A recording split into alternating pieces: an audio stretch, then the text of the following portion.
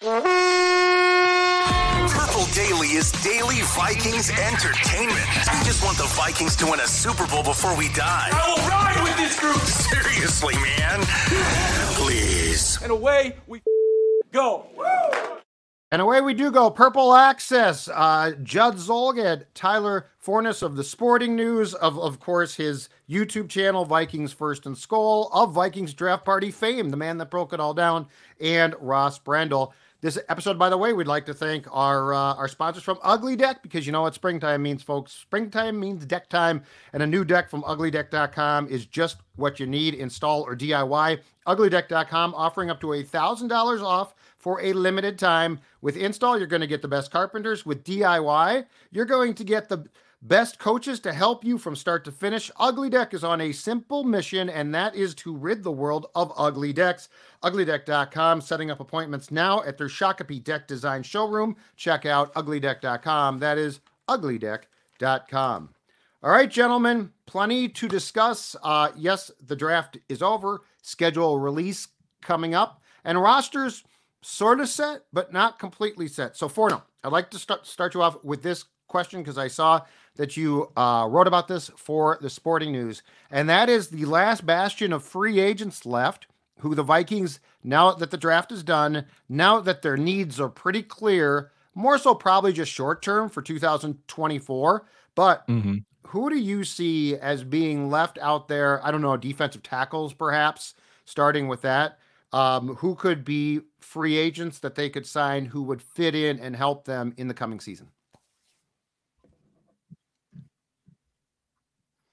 So when you look at the free agent pool, it's obviously very thin because most free agents have already signed, and the guys that you're going to be targeting are going to have a flaw of some sort, whether it be age, tread on the tires, or injuries. And in some cases, it's all of the above. So you have to kind of pick and choose. And plus, some of these guys have been used to making a lot of money, and that money might not be there because of where we're at currently in free agency. So then they have to decide, like Dalton Reisner did last year. Well, do I want to take a lesser deal, or do I want to hold out for the money I'm actually worth? And it could come back to help him, and it could come back to bite him in the butt later. So we have to kind of look at all of those factors. But I identified 5 guys that I think would really work, and I think you might be able to get on a little bit of a discount. And the first guy is Odell Beckham Jr. He sat out all of 2022 with a torn ACL that he suffered in the Super Bowl. And then he came back with the Baltimore Ravens and was okay. Nothing great. 35 catches, 565 yards, 3 touchdowns. He is not the Odell Beckham Jr. that was this dominant force that the Cleveland Browns paid a lot to go and trade for, that they hoped was going to elevate Baker Mayfield into the superstar quarterback. It just never happened. And Odell keeps getting hurt. And I think if you get him on a value contract, don't ask him to do a whole lot as like your wide receiver 3. I think he could be a really big benefit for the Minnesota Vikings offense. Plus, there's the LSU connection with him and Justin Jefferson. I don't know how tight-knit their relationship is, but I do know that a lot of the LSU guys do have good relationships and they stay connected off the field. So that could end up being a really big factor. Plus, he doesn't have to learn the offense. He already played for Kevin O'Connell at one point. So there's going to be a lot of continuity there. Another guy is Tyler Boyd, who played in a different variation of what the Kevin O'Connell offense is under Zach Taylor. He's been around, it feels like, for 45 years, but he was only drafted in 2016. And he's going to be much more of a slot guy. But with a lot of these tight, condensed sets that the Vikings like to run, that's more than fine. And as a third option, like, this is a guy that can do a lot of the little things for you. He can do it a lot of the nitty-gritty, dirty work. And I think that's really important. I identified just one offensive lineman. That was Connor Williams from Miami. A little bit of a connection with Brian Flores. They did cross paths in 2021, I believe, when they signed Connor Williams. He's coming off a torn ACL, so he may miss a little bit of time. But he's a guy that can come in and compete for the left guard job, potentially kick over to center if you see some struggles with Garrett Bradbury at any point during the season. Blake Brandel, I think, is a capable enough guy, but he doesn't excite you as a starter, but you're like, okay, he's solid, and you're not going to feel bad about it either. 2 defensive linemen as we kind of wrap up, Calais Campbell and Emmanuel Ogbah. Campbell's almost 38 years old, but he's got incredible length for a defensive end. And I think having that presence could really help some of the young guys. And I really would like him to work with Jonathan Grenard to continue to learn how to use that length and dominate, because Grenard has like very similar arm length to Calais Campbell. They're different players, but when you have this type of scheme and he's going to be asked to kick inside on occasion, play a 5 technique, utilize that arm length that is one of his best traits, could help elevate him to another level. And Agba has the same arm length too, but he's 31, 32 years old. And once Flores left, his playing time went significantly down. So I don't know if Agba's washed, but I think there's still some talent left. And he did have 9 sacks in back-to-back years under Brian Flores. Could be a nice value depth signing for the Vikings.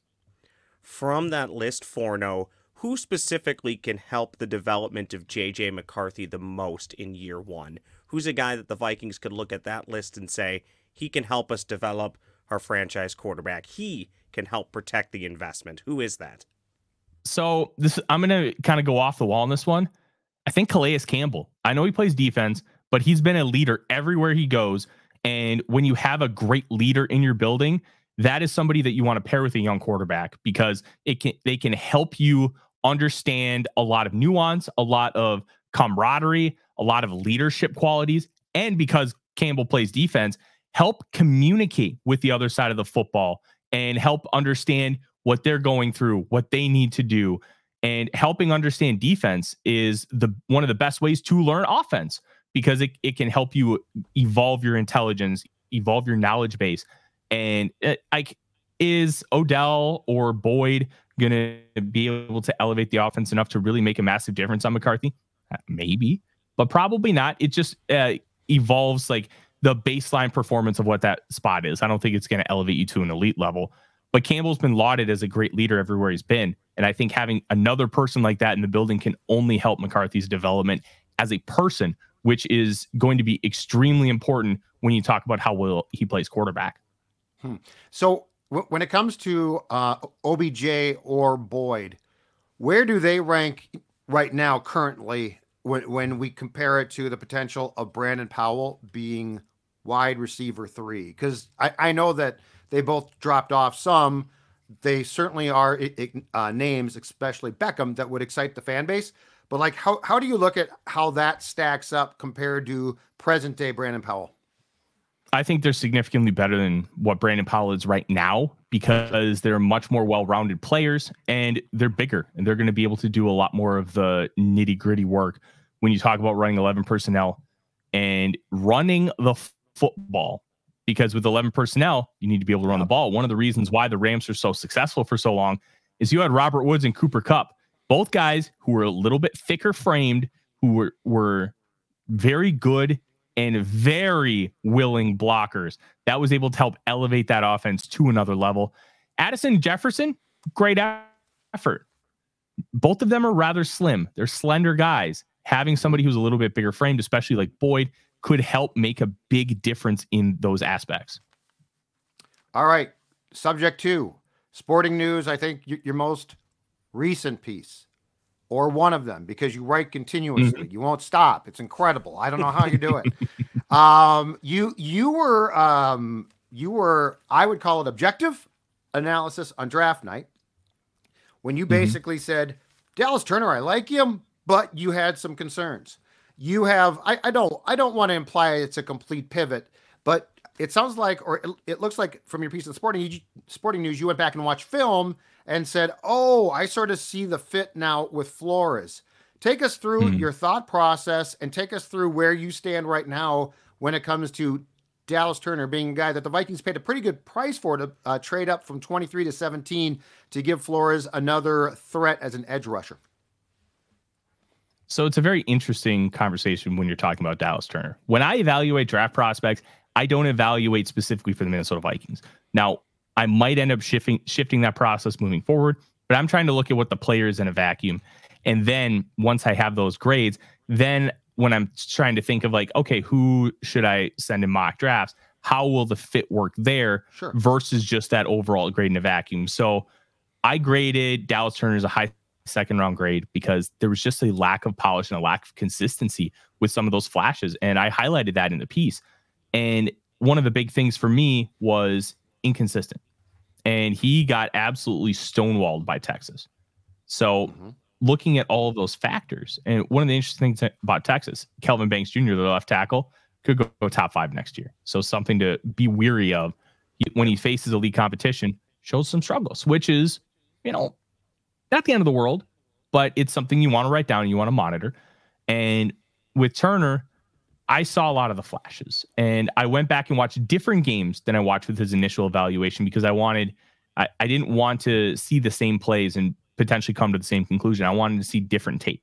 I wanted to see what he was doing in those different games. So I watched Tennessee and Auburn, which are 2 relatively good football teams in the course of the SEC season. And Tennessee played them really well. It was only a 4-point game, and Auburn almost beat them too.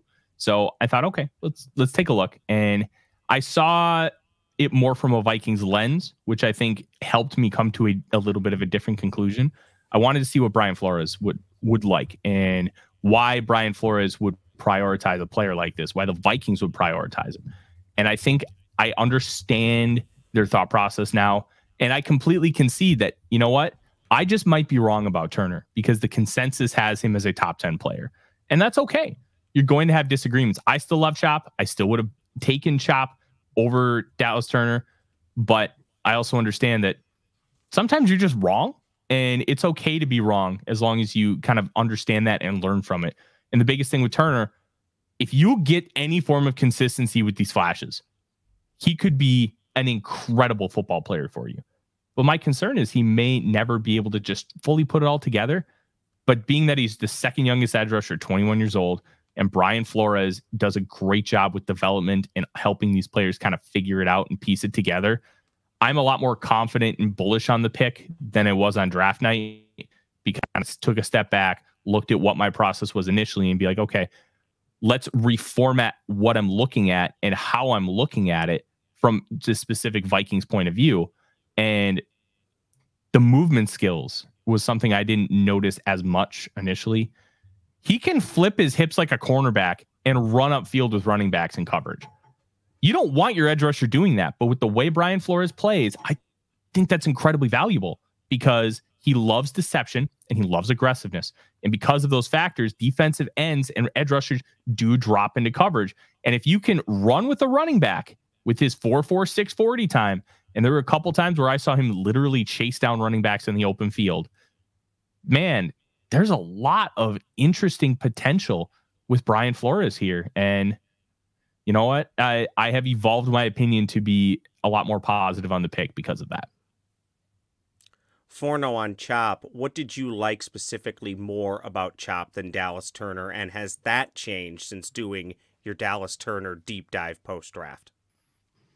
So my opinion on Chop hasn't changed. My opinion on Dallas Turner is in a much more positive light. One of the interesting things when you talk about NFL draft analysts, they have very similar size profiles. Chop Robinson's a little bit bigger, but all people could talk about was how Chop Robinson was small. We didn't have that conversation with Dallas Turner. Why? Brian Windhorst's fingers. Why is that? And I find that very interesting, because Chop is 6'2" and 6'8", 255 pounds. Dallas Turner, I believe he's 6'2" and 6'8", 247 pounds. So he is a smaller edge rusher, but Chop was the only one that was really dinged for being smaller. And I found that really odd. But the biggest thing with Chop is his get off on the football is better than anybody in this class. And it is special, which is why I said at the draft party, shades of Von Miller, because Von Miller has that type of get off. And if you have that get off, it gives you an advantage that nobody else will have. And it gives you an advantage over every offensive lineman, over every edge rusher that's your contemporary. And then the real question is, can you build off of that? And can you use that to your advantage in the proper way with beating guys around the edge and getting counters involved in your game? Saw flashes of it. And like Dallas Turner, he does need to develop, but he's starting at a more privileged spot, for lack of a better term, because he has that gift. And when you start at a more privileged spot, when you start farther along in the development process because you have that gift, it gives you a leg up. And I still think Chop might end up the better player, but man, the Turner pick is a lot more exciting for me than it was. Interesting stuff. Okay, it is time for comments from YouTube. But before we get to that, I want to tell you comments from YouTube is brought to our good friends at Northern Fire Grilling and Barbecue Supply, who did such a good job of sponsoring us at the Fillmore on draft party night, which was so much fun. We're talking about the best barbecue playground in town. I think I'm singing Forno's language here. 70 different gas grills, over 150 dry rubs on the flavor wall. There's also a sauce selection, and that is only a start. Northern Fire is the only Twin Eagle dealer in the Twin Cities carrying luxury grill equipment. There also are unique cuts of meat and seafood. You got to see this place. Their website, northernfirebbq.com. Their location, just north of Highway 62 on Shady Oak Road. If it involves barbecue, Northern Fire Grilling and Barbecue Supply is going to have it. You've got to check it out. It is that time of year. And now, comments from YouTube. You commented, we read it. Is this a ransom note? Now we're talking about it. It's Purple Access's comments from YouTube. Roscoe. All right, guys, a few draft-related questions. One not so much. Let's stick with Dallas Turner. Let's stay in that realm. Joe Martinez, 5738, boys. He says our corners aren't as bad as people think. Consistent pass rush makes corners look better, and now we're stacked. Turner is a monster. My question to you two, and Judd, I'll start with you. What will Dallas Turner's impact on the passing defense be in 2024? What is best case scenario? Oh, I mean, best case scenario is he leads rookie edges in sacks. But here's my question off of what Forno said. Because of his ability to drop into coverage, which a lot of ends struggle with, like that's not a natural transition. Forno, how much are we talking about the potential, at least in 2024, of Grenard, Van Ginkel, and Turner being able to be on the field at the same time because of Turner's potential versatility? I think that it was a likely scenario no matter what edge rusher they picked in this spot. Because take a look at their usage last year. Hunter, Wanham, and then when Davenport was on the field, Davenport, when he wasn't, it was Pat Jones. And they utilized those guys consistently together. That three edge rusher package, and especially now when you have the versatility of Turner and Van Ginkel, both those guys can drop into coverage and look comfortable doing it. Alabama had Turner doing it, and Van Ginkel has played inside linebacker before. So it gives you the ability to do a lot of different things, especially with those 3-1-7 looks that the Vikings like to use last year, where they have one linebacker, 7 DBs, and 3 edge rushers. So you can do a lot of different things with these guys. And the commenter's right. When you have a really good pass rush, it helps the cornerback room. And my big thing with cornerbacks is you don't want a weakness. Yeah, it's great to have studs, but just have good football players. If you have 3 good corners, like the Cincinnati Bengals did in 2021, you can go a long way. You just don't want anybody who stinks, who's a liability. Same with offensive line. If you have guys who are capable, consistent, I'd rather have that than have one guy who's like Darrelle Revis and then the rest of the guys be like Waswangas. Just good, consistent players who have really good mentals and confidence. Sir Wanga's that's a great reference. Always is a great reference. Who's next? Robert Tate trying to play both receiver and cornerback? I mean, come on. Kenny Wright. Kenny Wright, baby. Kenny Wright was he had some games. I'll give him that. Ryan Banez 7926 says, "We have so much cap space next year. The draft is hardly going to matter in the spots we need to fill." Question: importance of adding draft picks between now and next April's draft. Vikings likely to get a comp pick or two, maybe. Maybe they'll move some players here before the season starts for late round picks. As of right now, just a first and 2 fifths. What is the importance of adding draft capital for the 2025 NFL draft? Forno, you want to take it first? I think that they're going to add capital. And look, it's okay to be like, hey, I'm a little bit concerned about this, but it's not a panic mode yet. And there's a lot of time. Let's just be real. The Vikings have 4 quarterbacks. Nick Mullins could easily be traded in a week before the season. The Vikings got him right before the season. Like, that's a real possibility here. because he's on a very inexpensive contract. As far as a pure backup, he's top 5 or top 10. Like, he's not great, but he'll keep you competitive. And he's got that gunslinger mentality, which is both good and bad. We've seen both sides of it.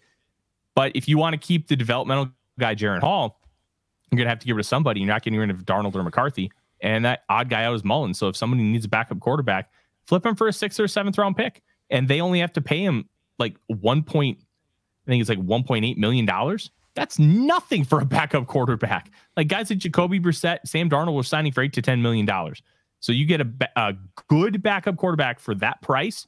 It's a big win for whoever ends up acquiring him. I think moves like that are going to be how the Vikings acquire draft capital. Okay, so let's backtrack a little bit too, because I feel this conversation, and look, I'm not saying it's good to have 3 picks, but I feel like one, we keep ignoring the fact that they're almost certain to get a 3rd round comp pick. But 2, I feel like we're acting like this is the same as they don't have a 1st round pick as well. In my opinion, this discussion is completely different if they've got 3 picks and no 1st round pick. But they're starting from a position of a 1st round pick, which they preserved. Good for them. And then I think from there, what Forno said is bang on. So it's not like they're in a position where they can't get picks. And really, they've got 4 right now because they're going to get that comp pick. So really, they've got 4 right now. They've got a 1st, they've got what, a 3rd, and then 2 5ths. If you are, and I mean, part of this is the 6th and 7th round, which some people scoff at and some people love. But I think they're going to be just fine. And the other thing is too, I think they have a plan here. Like, if the Vikings were mortgaging draft picks to try to be good this year, and it's like, oh my God, we got to be good, which at times I felt, and I don't like that. But if you look at what the plan is here, I think there's a plan that exists. So, am I saying you don't want to have draft picks consistently? No, that's a bad idea. Am I saying that I look at what they've done and say, you know what, I get it? Absolutely. Final question, gentlemen, comes from Casey Moore, 8461. Full disclosure, I used his question because I like a word that he used in the phrasing of his comment. You didn't have to admit that. I'm with you on that. Thank you very much. I appreciate it. I love good words. The Vikings draft after the 1st round was an abomination. Question, gentlemen. Was the Vikings post 1st round draft really that bad? Forno, it's all you. It's complicated. I don't know it's where this person is coming from. Well, no, I don't know where this person is coming from. Are they mad that they didn't have 2nd, 3rd, and 5th round picks and they took a kicker with one of their 5 picks on day 3? Because I can understand coming at it from that perspective.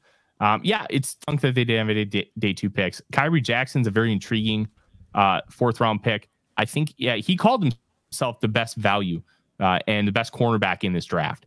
And I just wrote a piece for the Sporting News just before we end up starting recording, talking about Kyrie Jackson, trying to understand what he meant when he said the politics were why he didn't play at Alabama, despite being described by a staffer as the best DB in the room. 83 snaps over 2 years.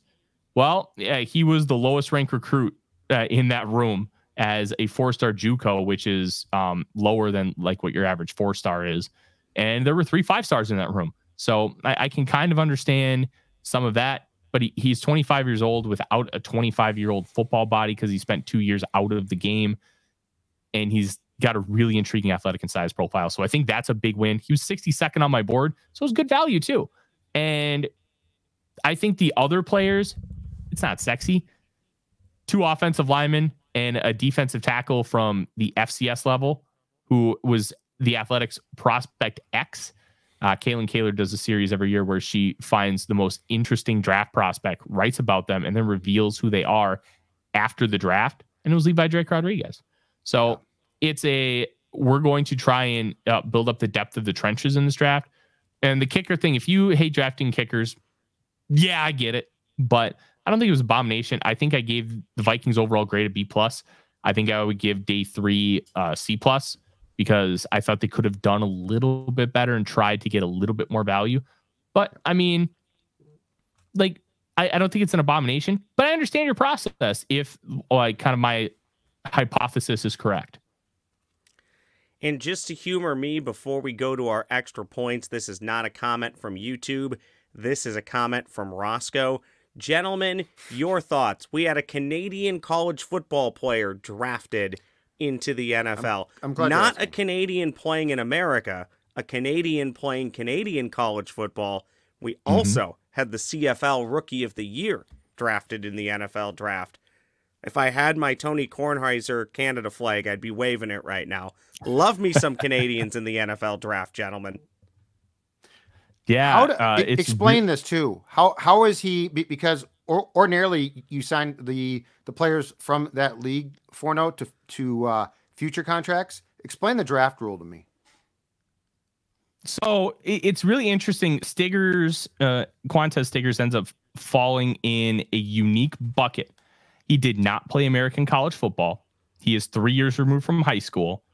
And because of that, he is eligible for the NFL draft because he's never actually been eligible for the draft. So even though he was a Rookie of the Year in the CFL, he was eligible to enter due to those unique circumstances.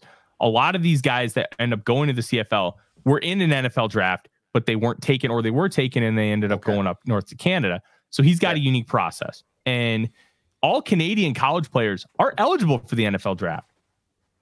They just normally don't make it.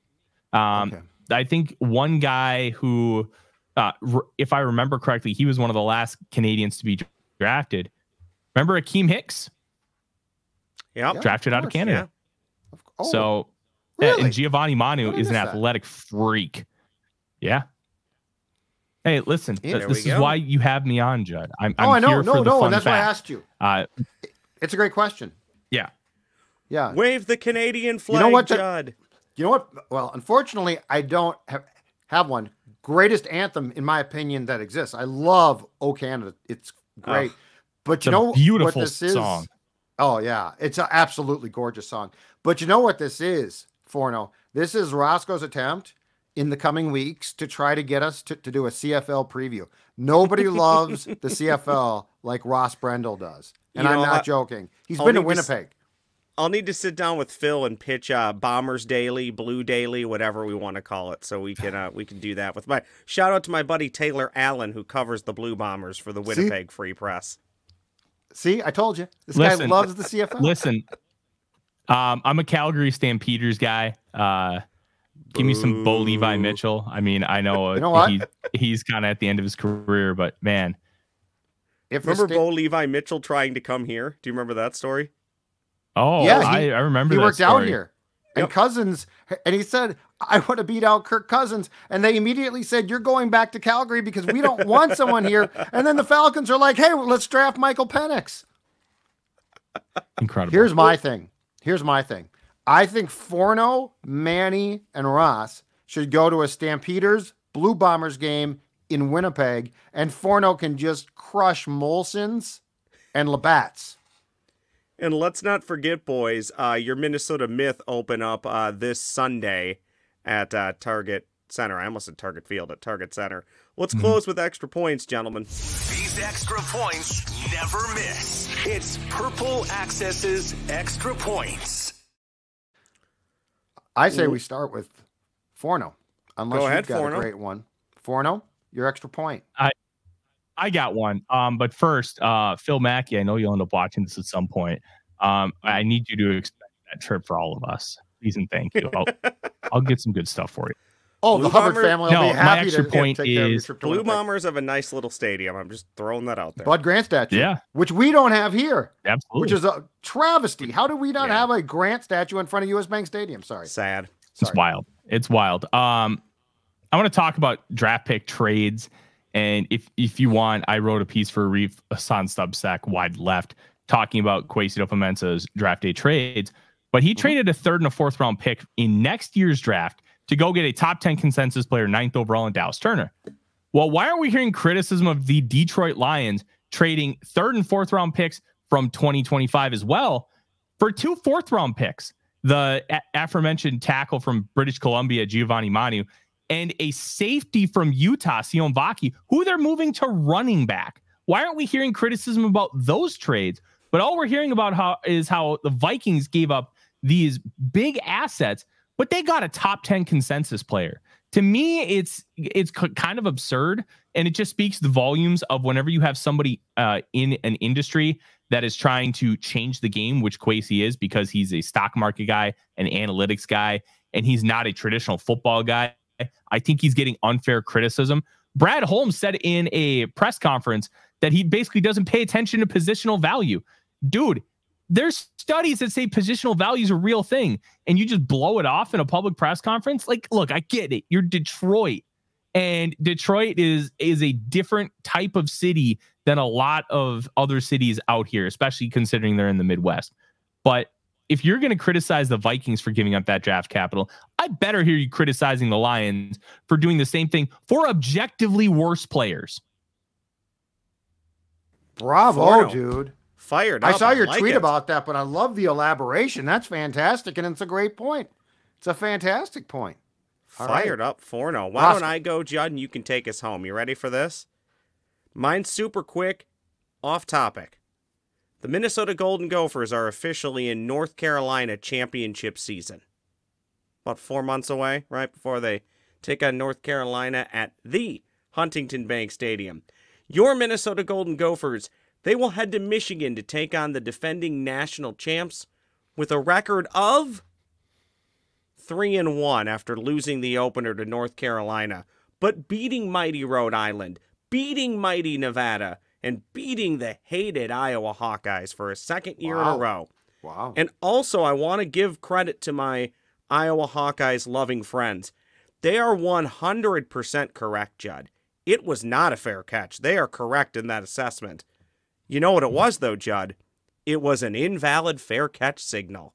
Thus, every time they complain, Judd, about it not being a fair catch, they're correct. Shut up. Let it go. Both teams weren't good last year. That's what nobody. That's what nobody no really one cares. No one Nobody cares. really cares. You're literally fighting about something that everyone's mocking you for. Just let it. Those teams sucked. The West, the Big Ten West sucked. It was an embarrassment. Yeah. Forget about it. It's like that game decided a real championship. No, and it cost you nothing. It cost them nothing other than the pig. I was there. Gorgeous day. Lots of beer. It was a fantastic day. I don't care if the dude took off his pants at the 50. I don't give a crap. It was a great day to watch football. Look, here's the thing I've decided, and you can agree or disagree. In my old age, I've decided that Gopher football is the experience. It is the Saints as an independent league team when I used to go park at Midway Stadium in the parking lot and never go in the game because I was sucking down beers left and right. No one cared about the Saints game. Like the Saints sold out, no one cared. It was the circus sideshow and the drinking. Gopher football is the same thing. I want Just get over anywhere. You know, I don't care if everyone transfers. You could put third graders out there. I wouldn't know because I'm just there for the experience. I'm with you, Judd. I want the team to win. At the end of the day, I want them to win every game. But my weekend is not going to be ruined by them losing because I know pretty much you go into every season, you can pretty much circle the games that they're going to lose, the games that they're going to win, and there's a few toss-ups. Unfortunately, this is probably never going to be a national championship contending football And I'm fine team. with that now. Yes. Say, Sorry, what do you Tyler. got, Fun fact about North Carolina. Do you know who their quarterback is going to be next year? I don't I saw know. this on Twitter and I ignored it. Who is it going to be? His name is Max Johnson. He's the son of Brad. Yes. So nice yeah. little- Yep.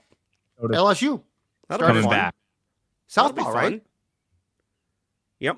LSU was in Texas A&M last year, and now he's Okay. at North Carolina. He's a Southpaw, right? He's just like his dad. He's not exciting. Yeah, he's a southpaw. Not exciting, He could be not left-handed. flashy. He's just a pro. Yeah. Yeah. I'm not so sure the Gophers are going to lose that game. All right. Here's my extra point is this. If you would indulge me in geeking out. Now, I think Forno is going to totally get this, okay? But we got a note today from the Public Relations Department of the National Football League that said coming very soon, my guess is a week from 2 days, so next Thursday, we're going to get the schedule release. I don't think I get this irrationally excited about something where I know all the opponents, so it's not like, oh my God, you're playing a team and you didn't expect to. Yet the actual setting of the Viking schedule to me and the entire league is one of my I would argue that of all the offseason stuff in this league, it might be my most just exciting thrill of putting it all together and seeing the puzzle and seeing, because the opponents and how they stack up very much can sway me on how I feel about a season, who you start against, who you play in the middle, where your bye week is. So I would just like to fully disclose to my friends here, my support group here, what a complete geek I am, because I love the schedule release, which is now a primetime event. I think it's fantastic, and I can't wait to see how the schedule, primetime games, how it all shakes out. When the NFL goes to 18 games, Judd, they should make that 18th game, so you know 17 of the opponents, right? What if the 18th game was literally just to spin the wheel and that's your opponent? Or some type of lottery system. Add a little bit more intrigue to the schedule release. I would like that. Do you like that, Forno? Send him to Vegas and do a roulette. Yes. Yeah.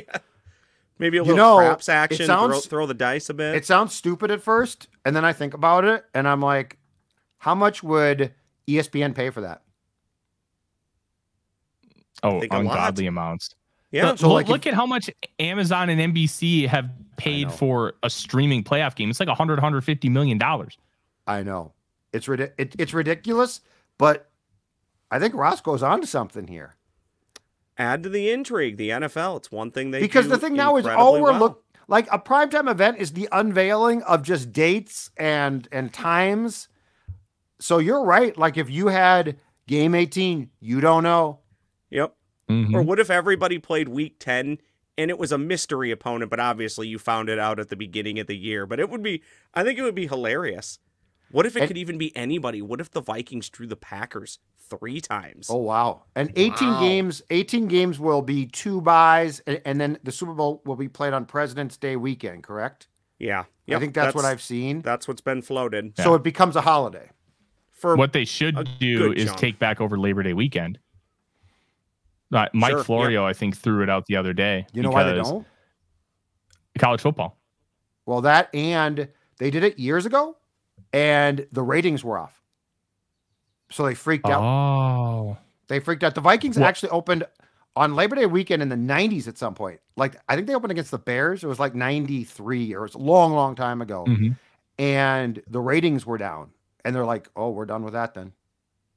Yeah, they stopped doing it, I think, after the 2000 or 2001 season, where they stopped doing it completely. But look, it's the NFL. You're going to draw millions of people to watch the schedule release. So you could probably go back to Labor Day weekend. Yeah. I think at some point in time, I don't know the year, you guys, but I think at some point in time, this league went from being really successful, like it was loved, to being totally ingrained. And it wasn't the 90s, right? Like the 90s was really popular, but Forno, I'm with you. I think it's come to a point now where you could play games at midnight on July 4th and people are going to watch now. Yeah. Think about all the crappy Thursday night games we watch, and everybody rolls out of bed 3-4 times a year to watch a game overseas at 8 a.m. They'd be just fine with that. Exactly right. All right, boys, great stuff. Again, find my guy Forno's work at the Sporting News. He is, and I'm not joking about this, he writes constantly, so there is a plethora of Vikings and National Football League information. And also check him out on his YouTube channel, Vikings First and Skol. That is great stuff as well. We appreciate your time as always, Tyler. Ross, great job. Fantastic. Go Blue Bombers. For the W, baby. Keep your shirt on. The weather's nice, but I do not want to see your shirt off. I'm Judd. We'll see you later.